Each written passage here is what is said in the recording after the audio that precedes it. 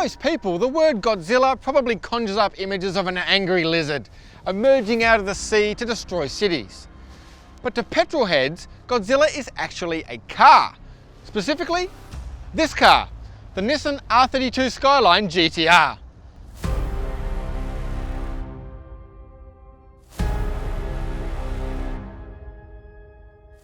Just as its scaly namesake tore up Tokyo, the R32 GT-R crushed its sports car opposition at the time.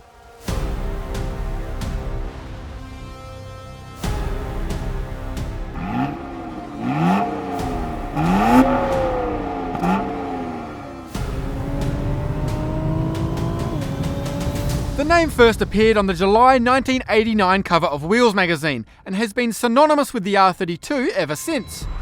A year later, it landed in Australia, so to celebrate the 30th anniversary of the GT-R's arrival down under, we thought it a good idea to revisit what made, and makes, this car so special. The R32 GT-R was built with one purpose in mind, to dominate on the racetrack, and that's exactly what it did. In its Japanese homeland, it won every race it entered for 4 years, and in Australia, Nissan won 3 straight championships and back-to-back Bathursts in 1991 and 92. Essentially, the GT-R killed its racing class by being too good.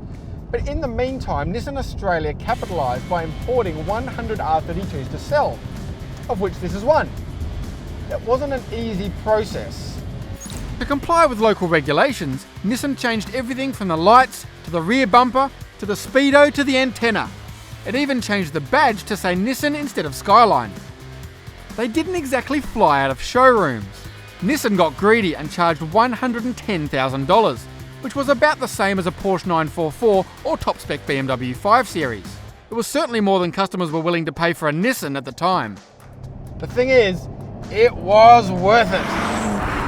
Back in 1990, a fast car would do 0 to 100 kilometers an hour in around 7.5 seconds. The GT-R could do it in 5. It wasn't just faster than its main rivals, it was faster than everything. Porsche 911, Honda NSX, Ferrari Testarossa.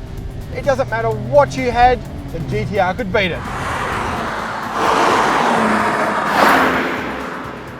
Key to the GT-R's cornering ability is its super clever all-wheel drive system, codenamed Atessa.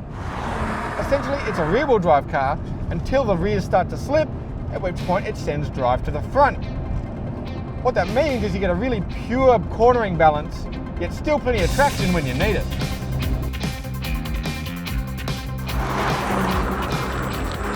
About the only thing that really dates the GT-R is its brakes, which are definitely more at home on the road than on the racetrack.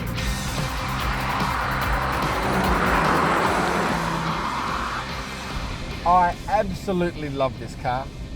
Every metre in it feels special, and its success started a dynasty that continues to this day.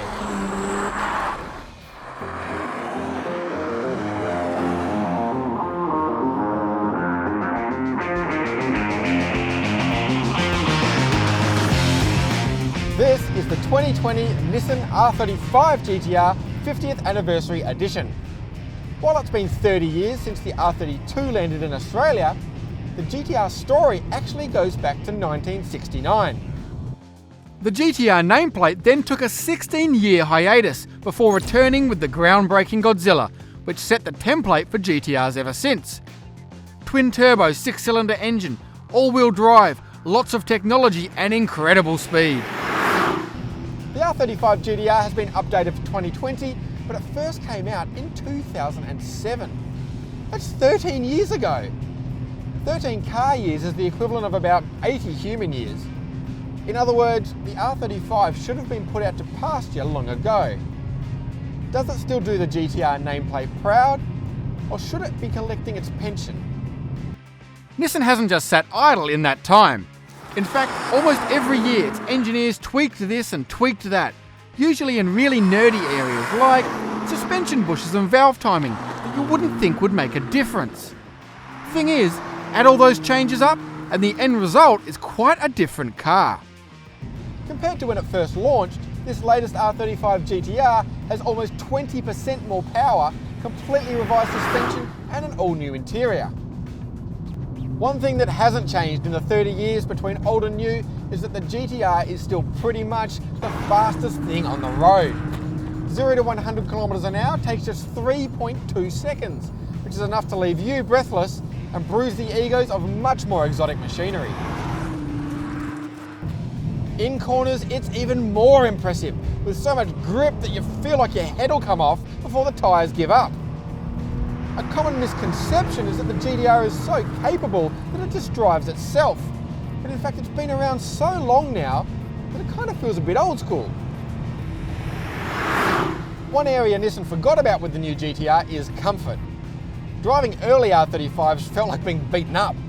But whereas these latest examples are better, it can still be a bumpy ride. A price worth paying for this performance? I think so.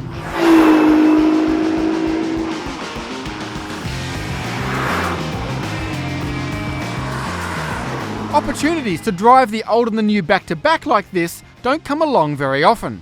It provides a fascinating insight into how the GT-R DNA has evolved. For 3 decades, the GT-R has punched above its weight, and the R35 continues that trend. It's unique, and even in its twilight years remains exhilarating to drive. But it is probably time Nissan thought about a new one.